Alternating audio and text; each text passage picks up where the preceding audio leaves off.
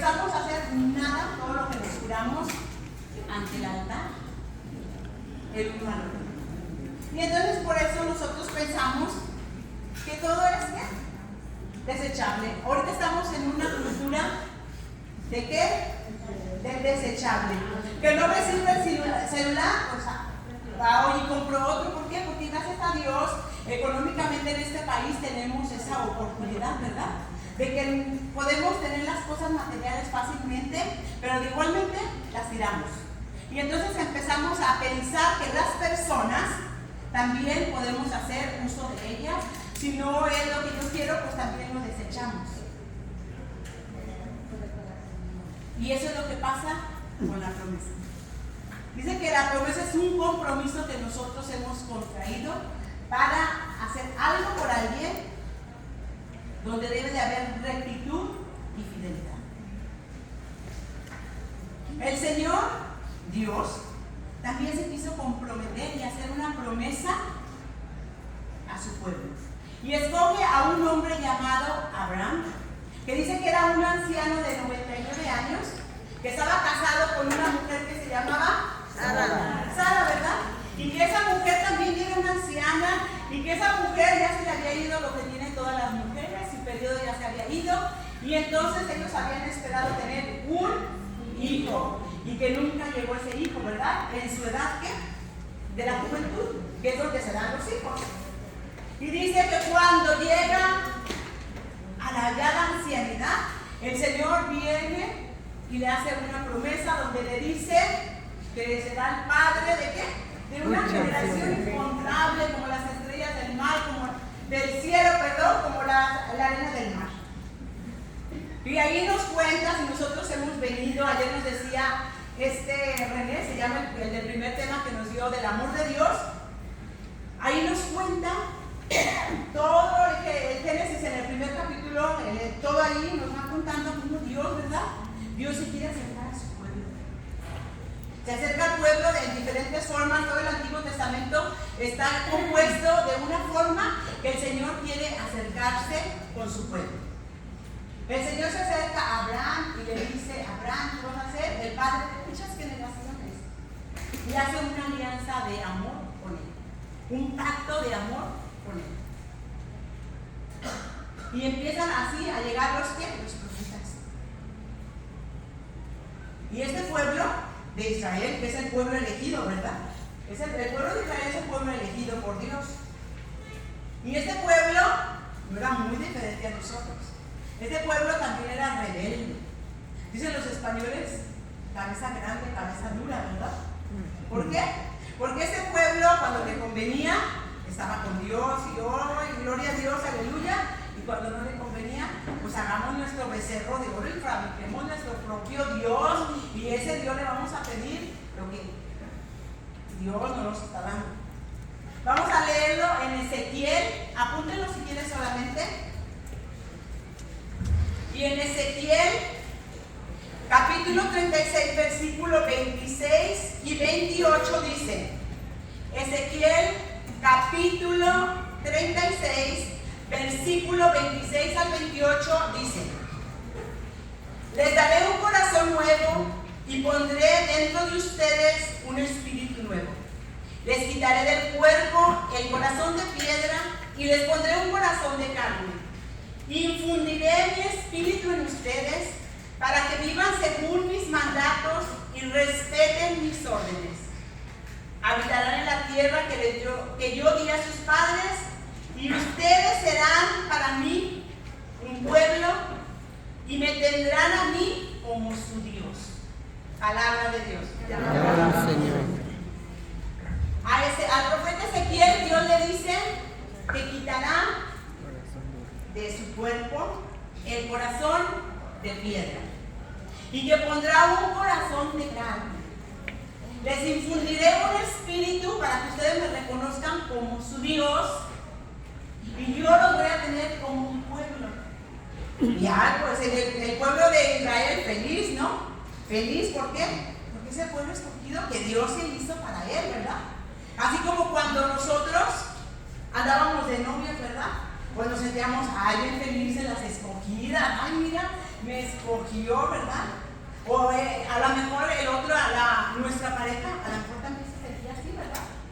Se sentía escogido. Ah, mira, se fijó en mí, me hizo caso. A lo mejor, ¿verdad? ¿Y cómo se siente uno? Especial, ¿verdad?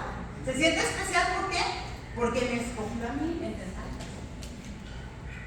A mí me encanta cuando yo tengo la fortuna de ayudar en la iglesia donde servimos en San Bonifacio, en las bodas, y me encanta cuando el Padre Salvador le pregunta a los novios: a ver, Raquelita, ¿qué miraste en tu pareja Juan?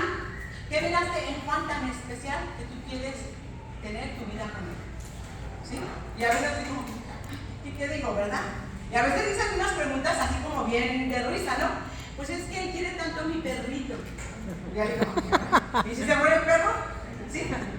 Y a ver, Juan, ¿tú qué miraste en especial en Teresita como para que tú dijeras, con esta mujer me caso?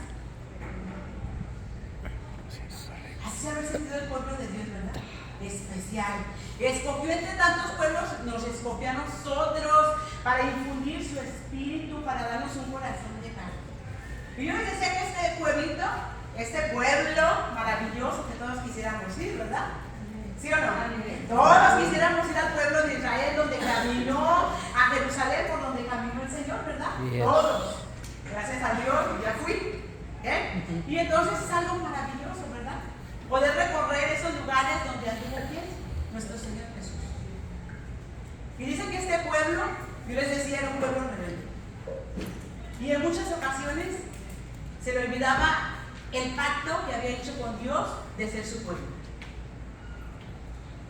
Al profeta Oseas, el Señor le vuelve a hablar en el capítulo 2 de Oseas 2:16, y le dice que te llevaré al desierto, ¿verdad? Dice, te llevaré al desierto, y como en tu juventud te volveré a enamorar. Y a mí se me hacen hermosas esas palabras, ¿verdad?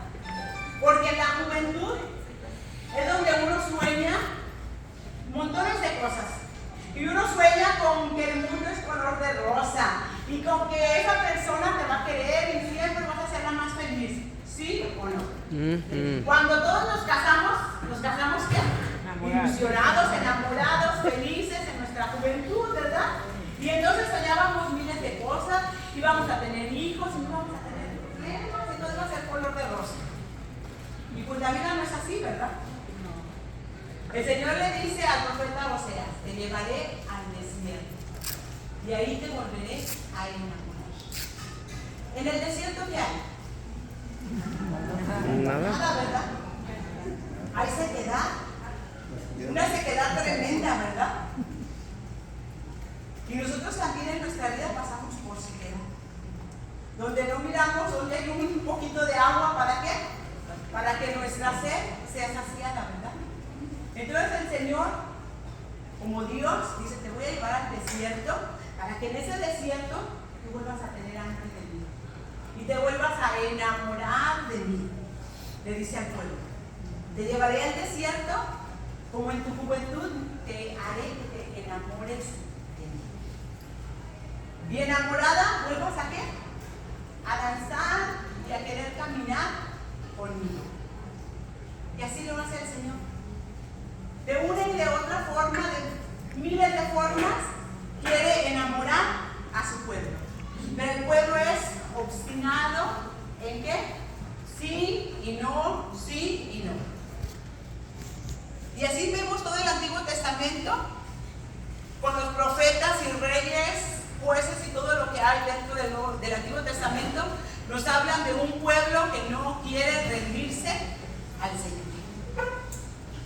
Y entonces nos habla en Lucas, en el capítulo 1 de Lucas, versículo 26, nos habla que hay una jovencita entre 14 o 16 años que está en su casa, y ¿qué dice? El ángel le habla y le dice: alégrate llena de gracia, porque el Señor vendrá a hacer morada en ti. El poder del Altísimo vendrá sobre ti y serás la madre ¿de quién? De Cristo. Del Salvador.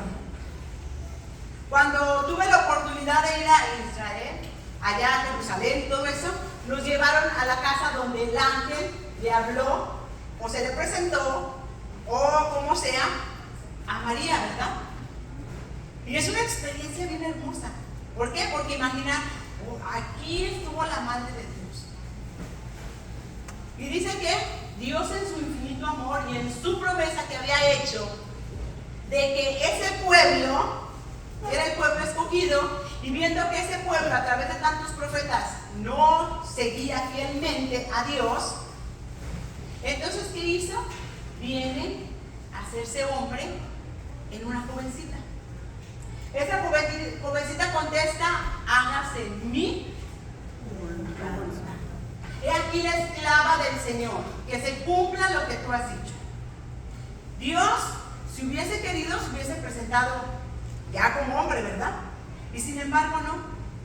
Se presenta en la forma más tierna que nosotros podemos ver, es a través de un bebé, ¿verdad? Un bebé nosotros nos provoca, ¿qué nos provoca? Ternura, ¿verdad? Nos provoca que nosotros lo protejamos, cuidado, ¿verdad? Y así es como se presenta el Señor. El Señor se presenta, se hace hombre, Dios se hace hombre a través de la Virgen María, toma del cuerpo de María, ¿para qué? Para poder venir a nosotros. ¿Para qué? Para cumplir su promesa. Para cumplir la promesa de qué? De que si ustedes, les dice, ustedes serán mi pueblo y yo voy a ser su Dios. Sí, ustedes no han escuchado a los profetas, no han escuchado a los jueces, no han escuchado a los reyes, pero hoy me voy a presentar en hombre para esa cercanía con ustedes. Y Jesús viene a través de María, como todo bebé, ¿a través de qué? De 9 meses de gestación. La Biblia nos habla que nace, después el niño fue presentado al templo, ¿verdad? Después como que hay un largo, desaparece y nuevamente se nos vuelve a presentar cuando Jesús, a la edad de 12 años, ¿verdad? Cuando fue y que se perdió, ¿recuerdan? Sí. Que iban en peregrinación al templo, que se acostumbraba, y María pensaba que Jesús iba con José, y José pensaba que iba con María, ¿verdad? Y se regresan, después de tantos días se regresan, y Jesús ¿dónde estaba? En el templo, ¿verdad? A los 12 años, ellos creen, para los judíos, a la edad de 12 años se cree que es un adulto para poder ¿qué? Estar entre los adultos. Y dice, ok, ahí se nos presenta Jesús, estaba haciendo las cosas de su Padre. Después ya no se nos dijo que a los 18, a los 20, a los 25, ¿verdad que ya no se nos narra nada de eso? Y se nos vuelve a presentar hasta la edad de ¿qué? 23. De 30 años. A los 30 años nos vuelve a mencionar la Biblia que Jesús empieza a juntar sus primeros discípulos. ¿Y los discípulos cómo le llamaban? Maestro, ¿verdad? Y los maestros, para ellos, no era lo mismo que para nosotros. Todos fuimos a la escuela. Levanten la mano, ¿quién fue a la escuela? Todos, ¿verdad? Y nosotros íbamos a la escuela de una hora a otra hora. Por decir, yo entraba a la escuela a las 8 de la mañana, salía a la 1 de la tarde, cuando estaba en la primaria. Cuando estuve en la secundaria, tenía diferentes horarios. Unas horas iba en la mañana, otras horas iba por la tarde. Cuando estudié la preparatoria, también unas horas en la mañana, otras horas en la tarde. Pero yo no vivía con mi maestro, ¿verdad? ¿O ustedes sí vivían con su maestro? No, ¿verdad? Pero para ellos sí era eso. Los discípulos iban a donde iba el maestro. Los discípulos, Jesús era su maestro, entonces ¿qué? Ellos iban a donde iba el maestro. Dormían donde dormía el maestro. ¿Por qué? porque los discípulos tenían que aprender todo lo que el maestro hacía para que después ellos lo iban a hacer. Entonces era por eso que los discípulos vivían con su maestro. ¿Para qué? Para salir bien instruidos de todo. Entonces los discípulos vivieron de todo con Jesús, ¿verdad? Porque si vemos que dice que fueron invitados a una boda. ¿Y cómo se le llama a eso? Las bodas de Caná, ¿verdad? También fuimos a la ciudad de Caná, ¿verdad? Y estábamos ahí donde se presentó ese milagro. Y dice que ahí ocurrió el primer milagro. Y los discípulos miraron ¿qué? Una fiesta, y los discípulos estaban alegres, seguramente andaban bailando, ¿verdad? Andaban bailando, tomaron vino, porque imagínense que convirtieron ¿cuántos litros de vino? Como 600 litros de vino. ¿Se imaginan 600 litros de vino y del mejor? No era un tequila añejo, un tequila no sé qué, y sabe qué, no, ¿verdad? O una estela rosa. No, dicen que era el vino de mejor calidad. 600 litros de vino. ¿Cuándo nos acabaríamos 600 litros de vino, verdad? Entonces los discípulos seguramente que anduvieron ¿qué? Bien felices ahí, bailaron y de todo. Y se acabaron el vino, o a lo mejor les sobró para otra boda y para otra, ¿verdad? Pero los discípulos vivieron con su maestro alegrías. Los discípulos vivieron con su maestro miedos. ¿Por qué? Porque recordemos que iban en una lancha, ¿verdad? Estaban en una lancha y dicen que se vino un mal tiempo y que la lancha se movía para allá, para acá, y todos asustados, ¿verdad? Y que despierten al maestro, miedo. Los discípulos miraron milagros. Se le acerca a un hombre y ¿lo qué? Lo sana de los ojos. Era ciego, pero ahora ve. Era leproso, ya no tiene lepra. Ellos pudieron ver milagros. Vivieron alegrías, miedos, milagros. Y también entre ellos había envidiosos, ¿verdad? Porque ahí están los hermanos que uno quiere estar al lado del Señor, a la derecha y el otro a la izquierda, ¿verdad? Había los que dudaban. No, si yo no veo al Señor, yo no creo. ¿Sí? Yo necesito meterle mi mano, mi dedo a la llaga para ver si es cierto.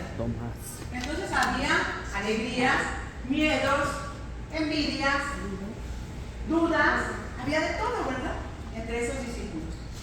Y el Señor Jesús, al ver que todo eso iban viendo sus discípulos y ver que no se sentían confiados y no creían en Él realmente como Dios con esa seguridad, ¿qué les dice? Les dice, les conviene que yo me vaya, para que así el Padre les pueda enviar al que les prometió. ¿Qué les había prometido el Padre al pueblo de Israel? Les había prometido, les daré un espíritu nuevo, ¿verdad? Les voy a dar un espíritu nuevo. Pero estos apóstoles, estos discípulos, vivían con Jesús y caminaban con Él y dormían con Él, y de todos modos tenían ¿qué? Miedos, inseguridades, envidias, de todo había. Entonces les dice, que tengo que ir para que mi Padre les envíe al que les prometí. Si nosotros tenemos la oportunidad de leerlo eso en nuestras casas, en Juan capítulo 16, versículo 7, léanlo. Lean todo el Evangelio, todo el capítulo 16, el capítulo 14 de Juan. Y si ya están bien generosos y a tiro con ustedes mismos, pues léanse todo el Evangelio de Juan. Y ahí van a poder ver cómo Dios se presenta, ¿verdad? Y en el capítulo 16 de Juan les dice, les conviene que yo me vaya. Así, si yo me voy, el Padre les va a poder enviar al que les prometió. Les va a poder enviar el Espíritu Santo. Y los apóstoles han estado así como, ¿qué? ¿Sí? Como, pues, ¿de qué nos está hablando, no? Seguramente. Y entonces, ayer nos hablaron que Jesús murió en la cruz. Jesús muere en la cruz. Él siendo Dios, Él hubiese solamente dicho, bueno, pues ya, desaparezco de aquí, ¿ok? Y después ya mi Padre les puede enviar al Espíritu, ¿verdad? Sin embargo, ¿qué hace? Muere de la forma más vergonzosa que existía. Porque el que moría en la cruz se le consideraba que era un maldito. La cruz era la muerte más vergonzosa, porque nos lo presentan que llevaba eso, ¿verdad? Tapando sus partes, cuando en realidad no. Cuando en realidad Jesús caminó desnudo, ¿por qué? Porque lo querían ridiculizar, lo querían poner como nada, que todos pudieran verlo y, ¿se imaginan? Querían, a nosotros, imagínense que hacia nosotros a veces, a los hombres o mujeres, a veces que nos pasa un accidente, por decir, que se nos sube la falda y que nos vean y ya pensamos, ay, sí, ya estamos pensando todos, hoy ¿quién me miraría, verdad? Y empezamos a sentir pena. O a veces cuando los hombres tienen el zipper bajado y uno no sabe ni cómo decirle también, tienen el zipper bajado, ¿verdad? ¿Por qué? Porque nos da pena a nosotros y porque la persona también va a sentir pena, el hombre, ¿verdad? Ahora imagínense caminar por las calles y la multitud de gente mirándolo caminar desnudo. Y no era un lugar chiquito lo que se camina, ¿verdad? Es un lugar así y va de subida y vueltas y de todo va, ¿verdad? Ajá. Y desnudo. Y con una cruz. Y golpeándole. ¿Por qué? Porque querían hacer, ese hombre, dice Isaías, no hicieron nada. Esos hombres que ni siquiera para voltear a ver qué está pasando, porque dice de esos hombres que se voltea la cara para no verlo, dice Isaías. De la forma como Jesús aceptó morir porque nos ama. Ayer nos dijeron, ¿verdad? En el primer tema nos hablaron de cuánto nos ama Dios. De que el amor de Dios no se compara ni con el de nuestros papás ni con el de nuestro nadie. Así se juntaran todas las personas que nos aman, que nos quieren, que se juntaran todas para darnos el amor, no se compara con el amor de Dios. Yo recuerdo cuando tenía a mi sobrino chiquito y entonces yo le decía, Neftalí, ¿quién te ama tanto? Y él me decía, Dios. Sí, pero aparte de Dios, sí, yo sé que me ama mi mamita, yo sé que me ama mi papito, que me ama Astutia, pero el amor de Dios es más grande. Y era un niño chiquito como de 3 años. ¿Sí? Y él tenía para esa, ¿cómo se llama? ¿Cómo le puedo? Esa mente, esa conciencia de que Dios lo amaba más que nadie. Y él decía, cuando un día se va a morir mi mamita, yo me voy a sentir mal, pero me voy a sentir feliz, que va a ir con Dios que la ama tanto.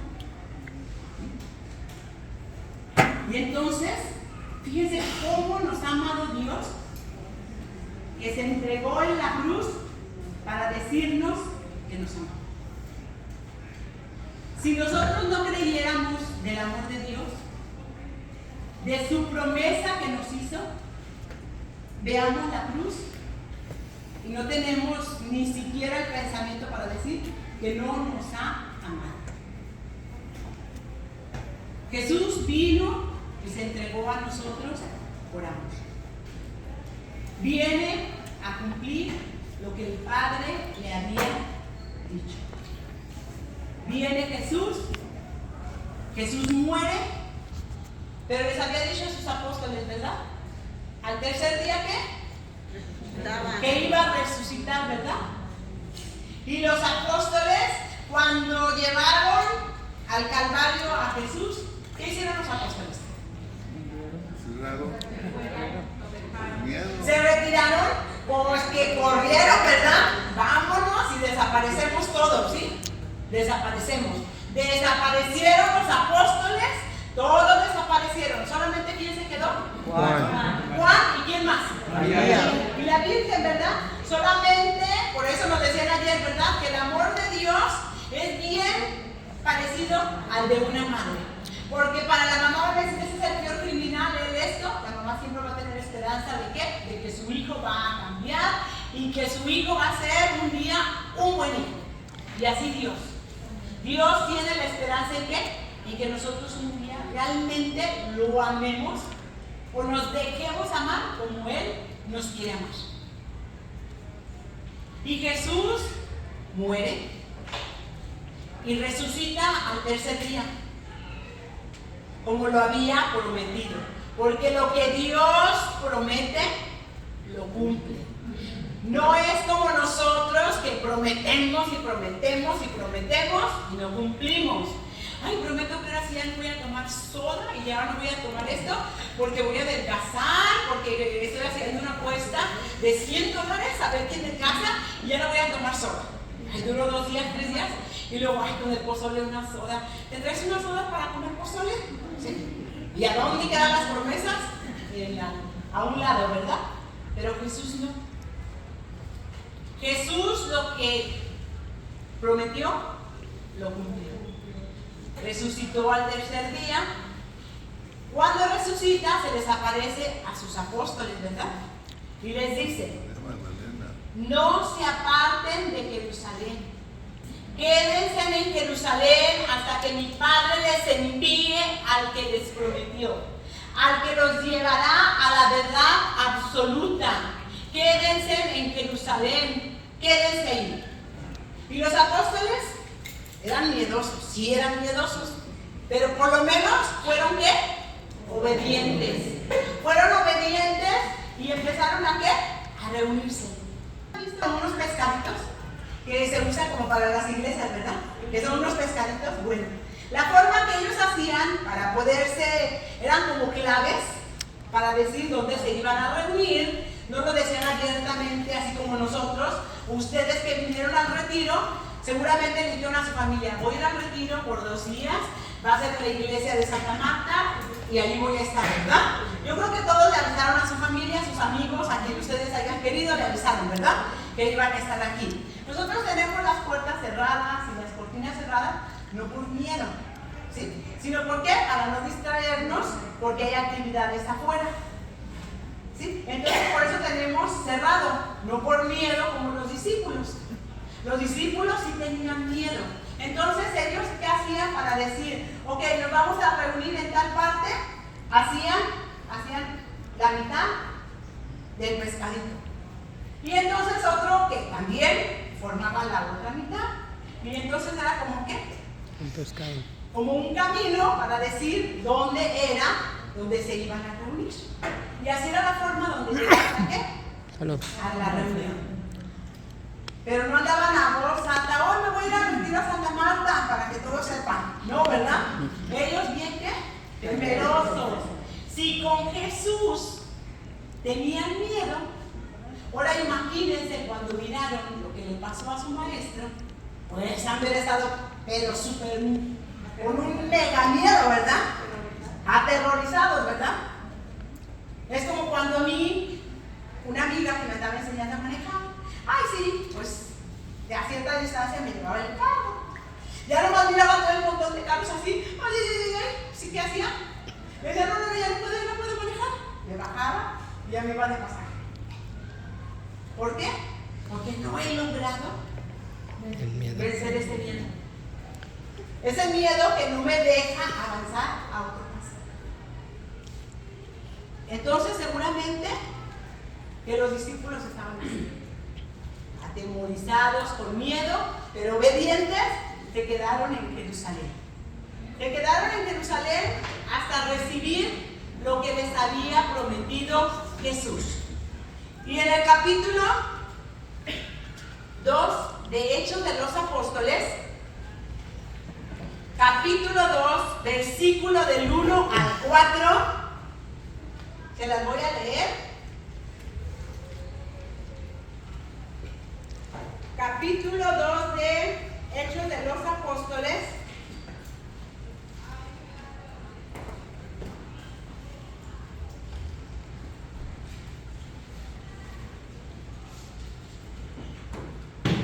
Dice así: cuando llegó el día de Pentecostés, estaban todos reunidos en un mismo lugar. De pronto vino del cielo un gran ruido, como el de una violenta ráfaga de viento, que llenó toda la casa donde estaban. Se les aparecieron unas lenguas como de fuego, las que separándose se fueron posando sobre cada uno de ellos, y quedaron llenos del Espíritu Santo, y se pusieron a hablar en idiomas distintos, en los cuales el Espíritu les concedía expresarse. Palabra de Dios. Vamos, Señor. Dice que ¿saben qué? Llenos del Espíritu Santo. Que llegó el día de Pentecostés. ¿Verdad? Es el día donde inicia la Iglesia Católica. En el día de Pentecostés dice que vienen aquí, estaban reunidos, y dice que llegó el Espíritu Santo con un gran viento. Con esos vientos que arrancan los árboles, ¿verdad? Esos vientos que arrancan un corazón de piedra, como había dicho en el profeta Ezequiel, ¿verdad? Te arrancaré el corazón de piedra y te pondré uno de carne. Dice que el Espíritu Santo vino como en una violenta ráfaga de viento para arrancar todos esos corazones duros, con miedo, esos corazones envidiosos, esos corazones con dudas, esos corazones con todo lo que tenían que no era agradable a Dios. Llegó el Espíritu Santo. Y después dice que vino como unas lenguas de fuego. Yo imagino pero grandísimo el fuego, ¿verdad? ¿El fuego qué hace? Derrite, ¿verdad? Si nosotros acercamos una mantequilla junto a donde estamos cocinando, ¿qué pasa? Se derrite, ¿verdad? Entonces dice que el Espíritu Santo vino y se posó sobre cada uno de los que estaban en ese lugar. Y que empezaron a hablar ¿en qué? En lenguas diferentes. Y que cada uno se entendía lo que estaban hablando. Porque era el Espíritu el que estaban moviendo ahí. Primero vino a arrancar con el viento. Y después viene como el fuego, ¿a qué? A darles un espíritu nuevo, donde ellos reconozcan a Dios como Dios. Y donde todos tengan un mismo sentir, un mismo pensar, un mismo sentir. Y dice que se abrieron las puertas, y se fueron ¿a qué? A proclamar que Jesús estaba vivo. Dice que Pedro tomó la palabra, porque ¿quién se le encargó a la iglesia? A Pedro, ¿verdad? Jesús le encargó la iglesia a Pedro. Tú eres Pedro, y sobre ti, Pedro, te dejo, ¿qué? Mi iglesia, ¿verdad? Entonces Pedro, como era el encargado, dice que tomó la palabra y que en unos minutitos se convirtieron 3,000 personas. Wow. Aquí no vemos 3,000, ¿verdad? Se hicieron montones de flyers, pero solamente algunos queremos ¿qué? Escuchar. Dicen, ¿estamos los que Dios quiso? No, no estamos los que Dios quiso. Porque Dios quiere que todos se salven, que todos alcancemos ¿qué? Su amor. Pero dice que muchos son los llamados y pocos son los que quieren seguirlo, ¿verdad? Que es muy diferente, ¿verdad? Porque yo me imagino que ustedes como padres de familia, ustedes van a decir, ay, con que uno de mis hijos se convierte, a lo demás no importa. No, ¿verdad? Pues así es el amor de Dios. Él quiere que todos nos convirtamos. Entonces dice que Pedro sale y proclama que Jesús ha resucitado.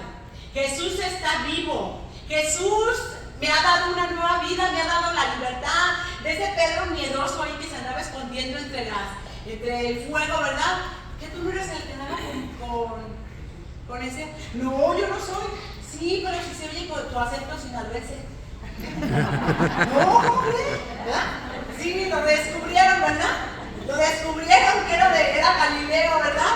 Y todavía dijo, no, aparte de miedoso, mentiroso, ¿verdad? No era yo, sí. No, señorita Laura, yo no soy pachucha, mire.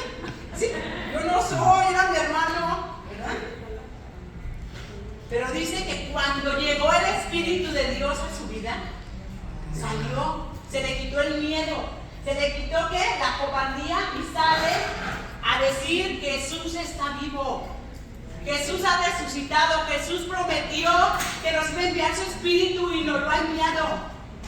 Jesús realmente ha cumplido su palabra. Y después la gente de verlos que andaban tan alegres y tan gustosos y de todo, dice que la gente les preguntaba, ¿qué podemos hacer para ser como ustedes? ¿Qué podemos hacer? Si nosotros también se nos antoja andar como ustedes aquí, bailando, ¿qué podemos hacer? ¿Qué podemos hacer? ¿Y qué les dijo? Bautícense. Pedro les dijo, bautícense. ¿Quién de aquí está bautizado? Levante su mano el que está bautizado. Todos estamos bautizados, ¿verdad? Entonces, esa promesa que Dios hizo a su pueblo de Israel es para todos y cada uno de nosotros. Porque nosotros el día que fuimos bautizados, se nos dio el Espíritu de Dios. ¿Se nos dio el Espíritu de qué? De Dios en nuestras vidas. Nosotros no sabíamos qué recibimos. Porque no nos acordamos, nos bautizaron de niños, ¿verdad? Nos bautizaron de bebés y no supimos. Nuestros papás tampoco supieron. Y por ignorancia de ignorar, no nos formaron en la fe. No nos dijeron, tú eres un hijo de Dios, compórtate como hijo de Dios. ¿Por qué? Porque antes no se permitía. Antes los únicos que tenían el permiso para formar en la fe eran los sacerdotes. Jamás yo creo que se iba a soñar que nosotros, laicos, pudiéramos estar aquí compartiendo la palabra de Dios. Solamente era para quién? Para los consagrados, eran los únicos que tenían el derecho, o se puede decir, que tenía el privilegio, o ellos eran los únicos que podían ¿qué? Enseñar. Nadie podía, bueno, las personas más grandes, que ya están más grandes, te van a acordar que solamente los religiosos podían, los sacerdotes, ¿verdad? Eran los únicos. Que la iglesia, un lado los hombres, otro lado las mujeres, ¿verdad? Sí, las personas grandes, como mi comadre que tiene 70, ella se acuerda de todo, ella me cuenta. ¿Sí? Ella sí se acuerda de qué? De eso, ¿verdad?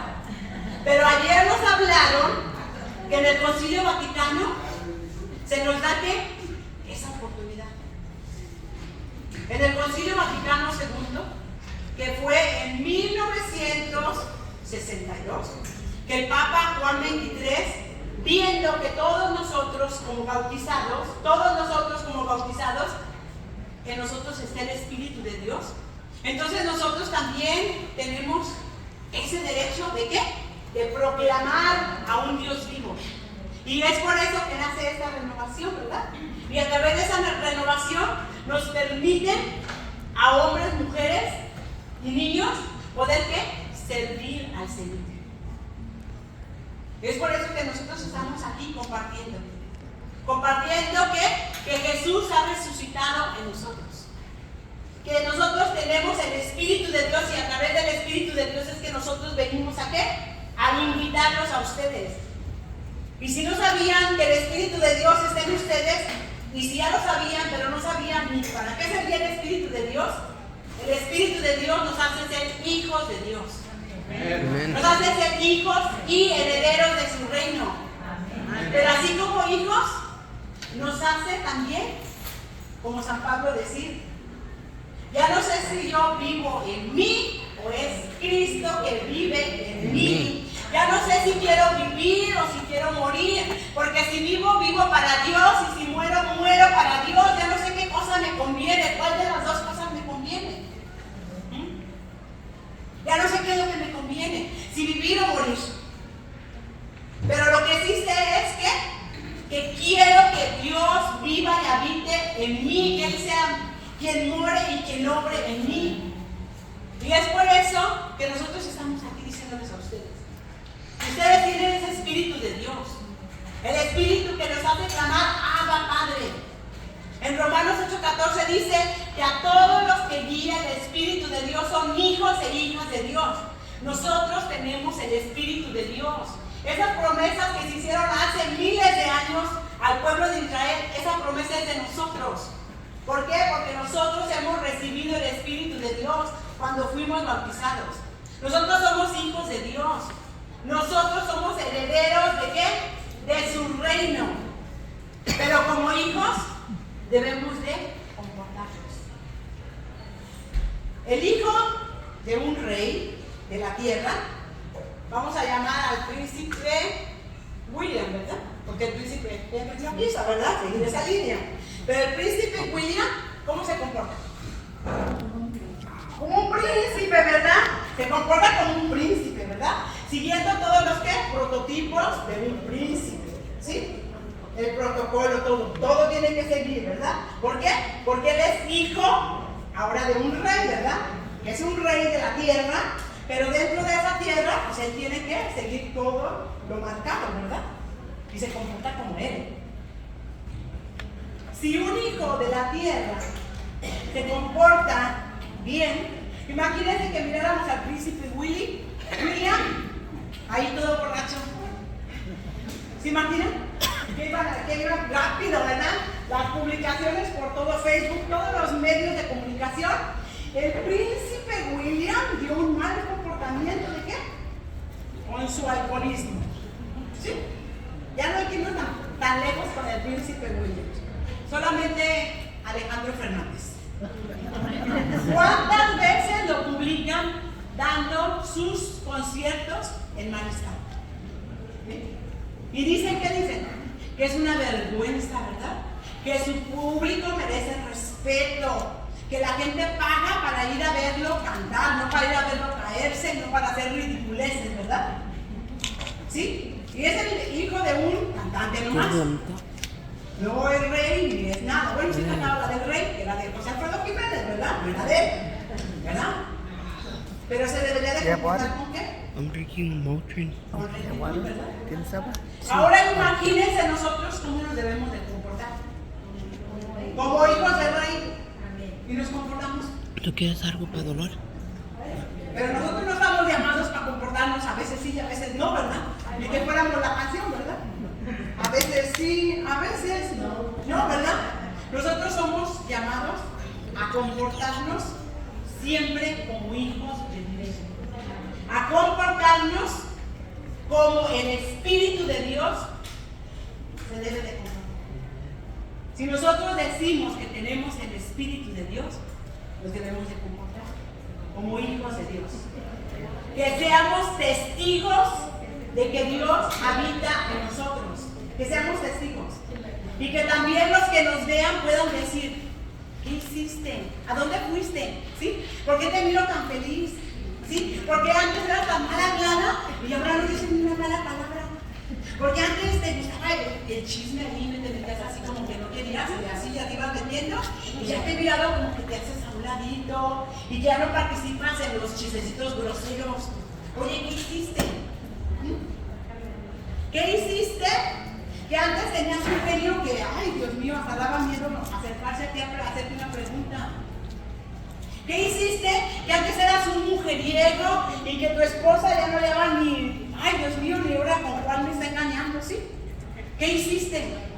¿Cómo lograste dejar tu adulterio? ¿Cómo lograste dejar tu mal genio? ¿Cómo lograste dejar de ser chismosa, intrometida, ni importona en todas las cosas? ¿Saber qué? ¿Sí? ¿Cómo dejaste? ¿Cómo dejaste de juntarte con malas compañías? ¿Cómo le haces? Qué bonito, ¿no? Que sin hablar palabra, con nuestro comportamiento, la gente lo pudiera ver. Como cuando San Francisco salió a predicar y dijo, vamos a ir a predicar en la ciudad de Asís, ¿verdad? Salieron, recorrieron todo Asís y regresaron y dijeron sus compañeros, dijiste que íbamos a predicar y ni siquiera dijimos nada, ni siquiera hablamos. Era con el comportamiento que iban a predicar. Porque a veces la palabras salen sobrando. A veces nosotros estamos al revés. Hablamos bien bonito y no actuamos en lo que hablamos.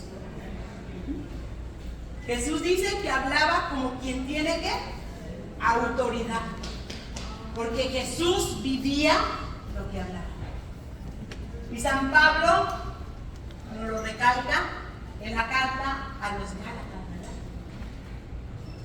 San Pablo dice en Gálatas,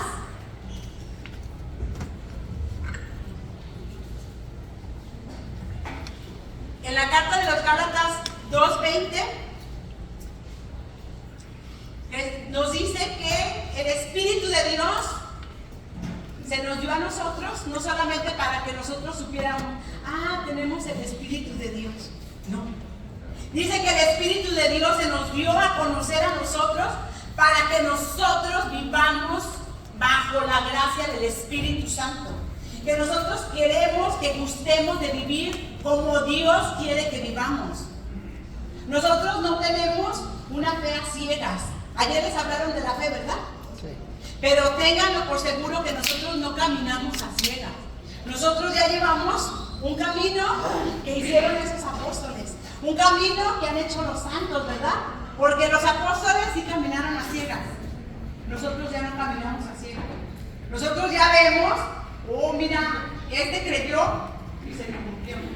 Los santos hicieron otro camino. Entonces nosotros ya no caminamos a ciegas.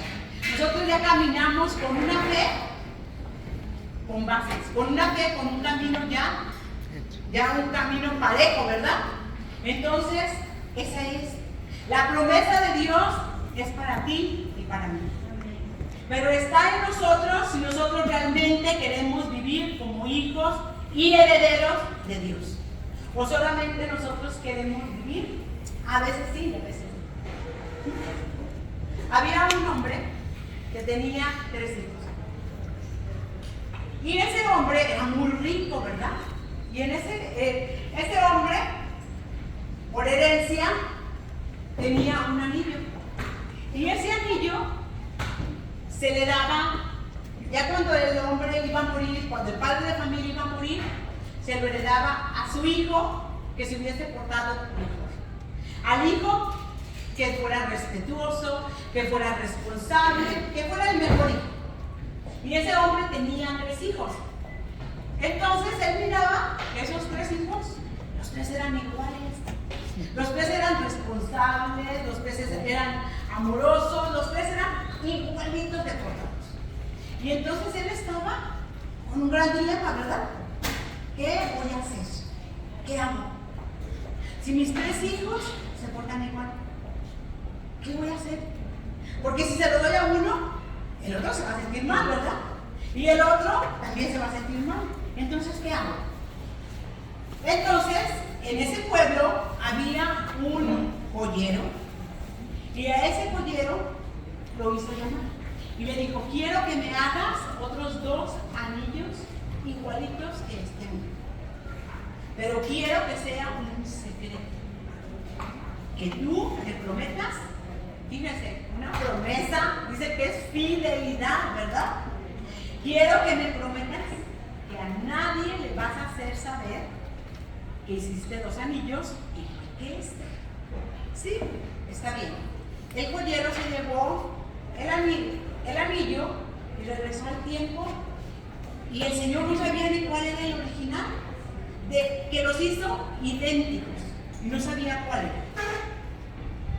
Le pagó al joyero y se fue. El hombre empezó a enfermar y ya cuando estaba muriendo llamó a su primer hijo. A su hijo el más grande lo llamó, le dijo que quería hablar solamente con él. Y le dijo, mira hijo, tú has sido un buen hijo. Tú eres un hijo responsable, tú has sido un hijo obediente, amoroso. Entonces te voy a dar el anillo. El que tenía el anillo, pues era el encargado de todo, ¿verdad? Era el encargado de todos los bienes, de todo, de administrar todo lo que había del papá. Y le dijo, entonces hijo, ten el anillo, va a ser para ti. Sí. Pero no le digas a tus hermanos, no les digas que te di el anillo. Pues llama a tu otro hermano. Y llamó al otro hermano, y vino el hermano, el del medio, y le dio el anillo. Y le dijo lo mismo, ¿verdad? Tú has sido un buen hijo, siempre has sido obediente conmigo, siempre has estado aquí al pendiente, todo lo mismo. Te voy a dar el anillo. Pero no le digas a tus otros hermanos. ¿Sí? Ve y llama a tu otro hermano. Vino el hermano pequeño y le dijo exactamente lo mismo. Salió el hermano y pues cada hermano tenía el anillo, ¿verdad? Pero como le había dicho, no le digas a tu otro hermano, pues tenían el anillo guardado. No lo traían puesto en la mano. ¿Por qué? Porque se iba a saber. Entonces muere el papá, lo entierra, y entonces ahora vamos a ¿qué? A proceder con el testamento. Entonces en el testamento dice que el dueño del anillo va a ser el administrador de todo. Que separe el dueño del anillo. Y separaron los tres. Y toda la gente, ¿verdad? Porque era como aquí como nosotros, ay, ¿cómo que van los tres, verdad? ¿Sí? Y estaban, ay, ¿cómo crees que así, no? Y entonces, a ver, no, dijo el que estaba leyendo el testamento, ¿verdad? No puede haber tres anillos. Aquí solamente tiene que haber un anillo, porque es la tradición. Ha sido por generaciones, de padre a hijo se ha pasado. Entonces solamente tiene que haber un anillo. Y dijeron, así que levántese el dueño del anillo que le dio su papá. Se levantaron los tres. Nuevamente. Y toda la gente empezó a, ¿verdad? Toda la gente empezó a ¿qué? Ay, ¿qué estará pasando? Ay, ¿por qué tres anillos todos, verdad? Sí. Pues las mujeres somos sensuales, ¿verdad? Empezamos a imaginar miles de cosas. Ay, ¿quién estará haciendo trampa? Ay, segurito que sí, cualquier cosa, ¿verdad? Y se veía puro y entonces dijo, estaba leyendo el libro. Bueno, aquí hay dos cosas. O el papá era un mentiroso, o los hijos están haciendo trampa. Entonces los hijos se reunieron, ellos solitos, y dijeron, mi papá a mí me dio el anillo. Cada uno dijo eso, ¿verdad? Y dijeron, pasó esto. Pero nosotros no vamos a hacer pasar a nuestro papá por mentiroso. Entonces, a cada año le dijeron, tú quédate. Volvieron a hacer nuevamente, reanudaron, levántese el dueño del anillo. Se levantó el hermano y vino. Y dijeron los otros dos hermanos, nosotros hicimos otros anillos. ¿Por qué? Porque ellos no querían dejar pasar a su papá por mentiroso. En nosotros está, si todo lo que hemos vivido aquí, hacemos pasar a Dios como mentiroso, que no puede hacer nada por nosotros, y que no puede cambiar nuestra vida, y que nosotros vamos a seguir haciendo lo mismo antes de llegar ayer a este lugar. O realmente decimos cambio. ¿Por qué? Porque el Espíritu de Dios se mueve en mí, y el Espíritu de Dios va a ser quien vive en mí y va a tomar control de toda mi vida. Muchas gracias.